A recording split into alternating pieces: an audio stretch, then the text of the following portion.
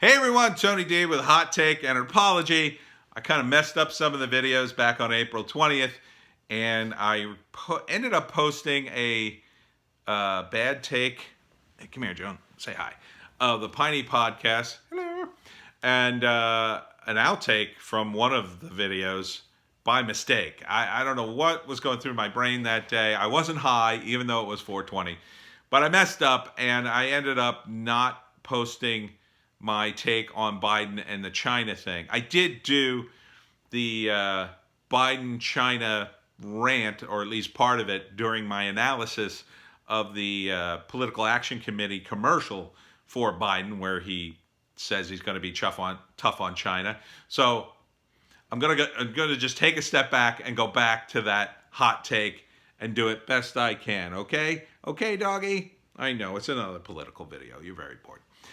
Anyhow, Biden is not going to be tougher on China than Trump. It's a ridiculous assertion. In fact, the DNC has had a few scandals regarding taking money from China or Chinese nationals and taking donations when they shouldn't have. And this goes all the way back to at least the Gore campaign. And they were fined for it. So, look, when you become the policeman of the world, as the United States has, this is a problem. Everybody on the planet wants to bribe you. And they want to influence your elections. They have no other choice, really. And part of the reason we're in this mess is because we allowed China to become the manufacturing base of the world. And in the short term, that made a lot of people very, very rich. And people are still kind of getting rich off of it. But that train's coming to an end. And for a long-term strategy, it's very bad. And now we're seeing the results of why that's bad. Because in this emergency, China holds a lot of the cards. And now we've kind of screwed ourselves because China actually threatened to hold off, shipping us some of the stuff we ordered. And China actually shipped some of the stuff that Spain ordered, and it turned out their tests for the virus were bad. So you have to contend with a hostile nation and getting your imports from them. And they're medical related, and they might say, let's screw these guys. Let's taint these things. Put another biological agent. I don't think they'd go that far. But I know from personal experience, I worked for these guys at a shower door and medicine cabinet company, and one time we got a skid of towel racks, and they came on a skid, and they were in boxes, and they were tiny. They weren't racks; they were hooks. You screw them into the wall. They were about this big, and there were 100 per box. And we opened up the skid, and we got to the center, the boxes were about yay big, and when we got to the center of that square of boxes, first off, some of the boxes were missing. They had sort of just propped up a couple of boxes, so they shorted us a few boxes, and then a few of the boxes were near empty. They had 2 or 3 of them in it. And so they shortchanged the company probably a good 1,000 towel racks to save themselves money and, screw us. And then the choice was, well, you could send back the entire skid at your expense and we'll refund your money, in which case you're losing out on all this money and good luck getting it. I mean, it takes forever. Or you could just suck it up and take the hit, which most companies do. And that's the problem with dealing with China. That happens all the time. My understanding is I had a small dealings with China. And we had some issues with a shipment of comics, and we never used them again. So you don't know what you're getting. And when it comes to something as important as the drugs people need to live during a pandemic, it's kind of foolish to depend upon the Communist Party of China. So that Joe Biden thinks he's going to call up the Chinese communists and say, we have to be in your country. The Chinese communists don't have to listen to Joe Biden. They don't have to listen to Trump.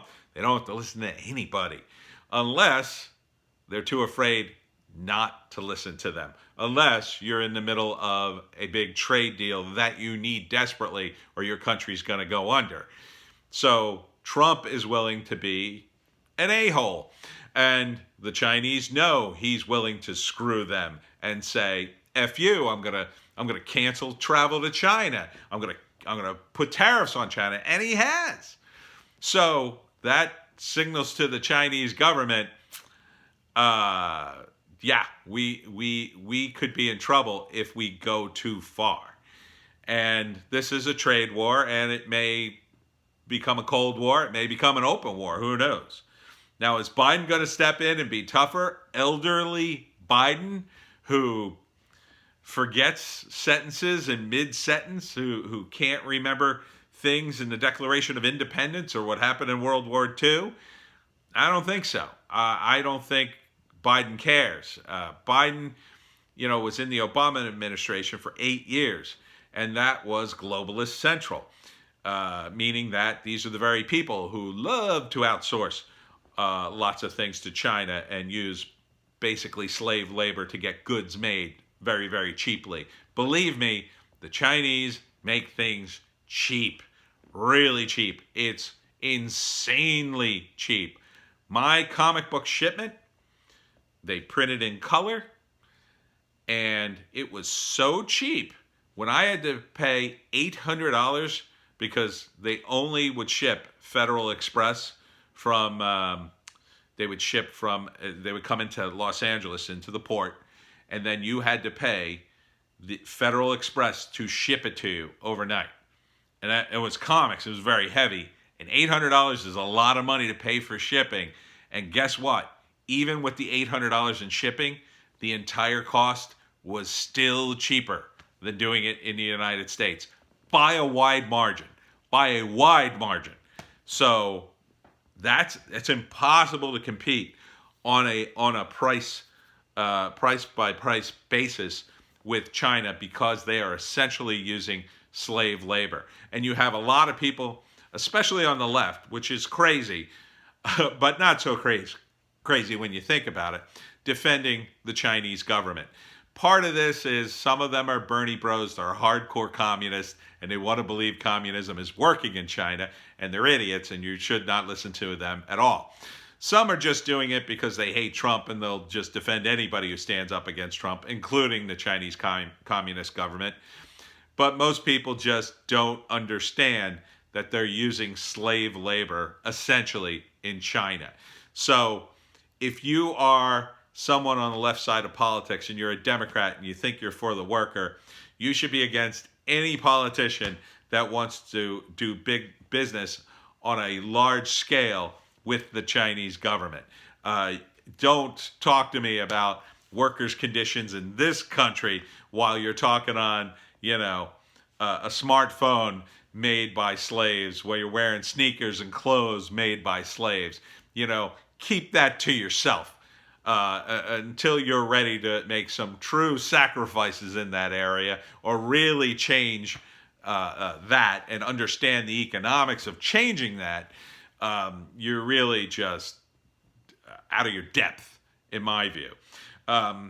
If we're going to have that stuff made here, one of two things have to happen.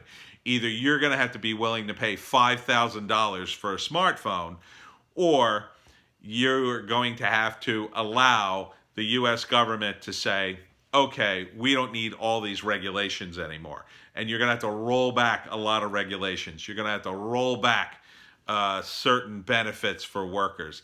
Now, I'm not talking safety. Safety is a necessity. But like anything, there are limits. And the problem with most people on the left side of politics, they've lost their ability to draw a line and say, here's the limit. So we have this situation where China makes 95% of our medical stuff, the important basic drugs, okay? We now have to make that in the United States for this very reason. We're going through this crisis. So you want universal health care, you want people to have access to cheap medicine, I assume. So you're going to have to create a situation where companies can make those drugs and possibly pollute the environment a little, possibly roll back some employee benefits, maybe not give them everything, but keep them safe in the workplace. I'm not talking that anybody should be breathing poison, but it shouldn't be a situation in which people are getting, I don't know, smoke breaks on demand, or some of the perks that are just sort of pointless in the workplace. And I think for those of us who have worked regular jobs, I think what they are. I just worked my stupid day job, and I would see people take smoke breaks, and they're ridiculous because it's unfair to people who don't smoke, and you're trying to get your employees not to smoke. So it's ridiculous to have these smoke breaks, and then but people would take them and they would get them, and it would.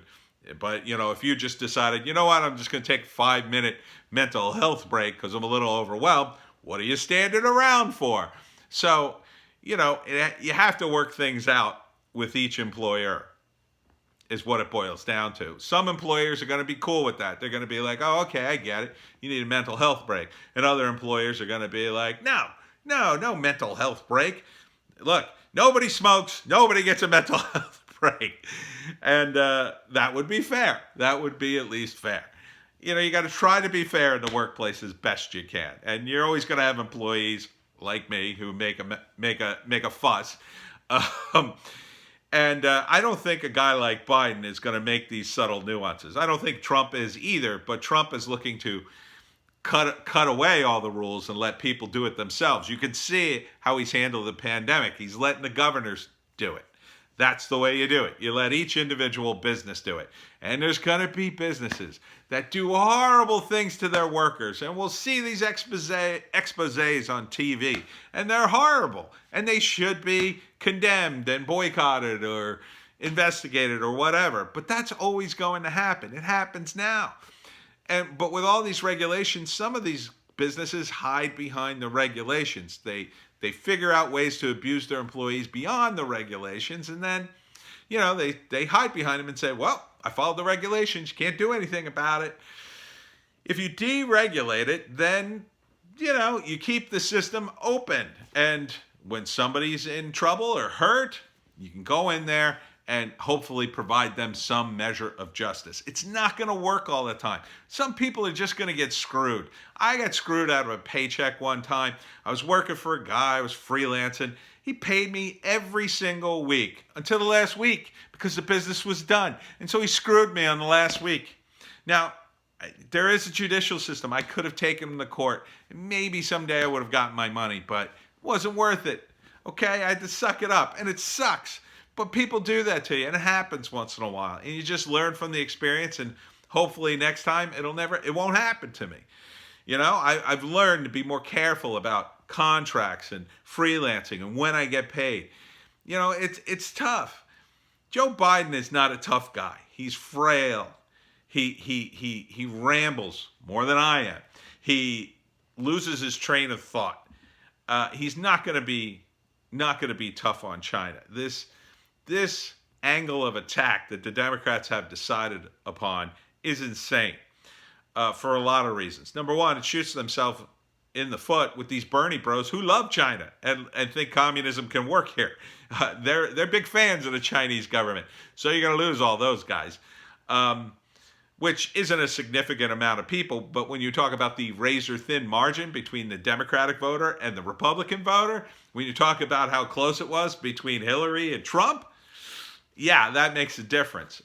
You're going to lose more and more Bernie bros the further you get away from that. But the Democratic Party needs to do that anyway. They've lost the moderates, and any kind of placation of these Bernie bros by saying, well, I'm gonna step on China, but they're still gonna be our friends, and we're still gonna do business. It doesn't work. It doesn't work. Biden can't make that happen. And Biden's not a forceful guy. He was a tall guy. He was forceful. He was an athlete. Now he's 77. He looks frail. He fumbles. He gaffes. He can't pull that shtick off anymore. Trump can kind of pull it off. Trump looks younger. Trump gets angry. He can kind of almost pull that off. Although he's kind of heavy set. Can't really pull it off. But you know, you got to be a young guy to be able to do that. That was part. I just reviewed The Irishman. That was part of the problem with The Irishman. You know, De Niro's not a young guy anymore. It's hard for him to pull off intimidating scenes where he bullies someone physically. It gets harder and harder as you're older. Look, I'm a big guy. I used to be able to intimidate little kids when I was a kid because I was a head and a half taller than them and I was a big kid. Can't do that anymore. I'm 54 years old. What am I going to do? There are guys like twice as wide as me and like a head taller. They'd destroy me. I can't intimidate people physically like that anymore. Biden's out of his gourd if he thinks that strategy can work. What could work is that I'm the sane candidate compared to Donald Trump. But to do that, he'd have to be smart. And he's not acting smart. He's making gaffes left and right. He's making promises like, well, I'm going to nominate a female VP. And then not tell us who it is. Like, okay. Like, and what does that have to do with running the country? You're essentially nominating the person who's going to be president. That's pandering. That's not smart. That's pandering. If he had said, well, I'm going to nominate someone who is best for the job, and I'm considering many women, that would have been smart. That would have been nuanced. You know, you could say my top 5 picks are women, or my top 3 picks are women. So I think it's going to be a woman. I'm 90% sure. But, you know, we haven't settled upon my choice yet. He can't do that. He can't make that nuanced statement. He's Biden, you know? Look, I liked the guy back in the day when he ran for president. He was like in the mix as a nominee. I guess it was 2008, but there was a time before that where I think he did it again. You know, I guess I want to say in the 90s, probably the Clinton era. He was in a mix for a hot minute, and I saw him and I said, oh, that guy seems cool, and he rides the train to work, and he seems like a guy who could be president. But that was like 30, 40 years ago. He was younger then. He was still, you know, kind of together. Now he's frail. Look, if he came out in a bathrobe and pajamas and started mumbling to himself in the middle of a debate, would you be surprised? I don't think you would be. I think you'd be like, he's lost it. He's done. He's done. I mean, when he was talking on his smartphone, he was doing a virtual town hall like this, and he starts looking down at a smartphone, and then he wandered off camera. I mean, that's an old guy thing. He's too old.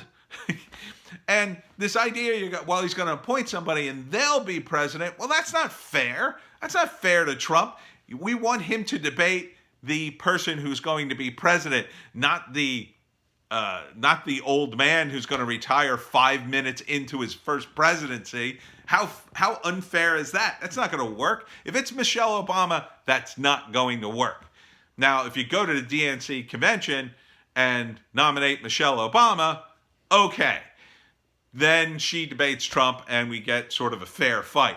But if Biden picks like Michelle Obama and then it's like, well, you know, just vote for me because I'm just going to retire and Michelle will really be president.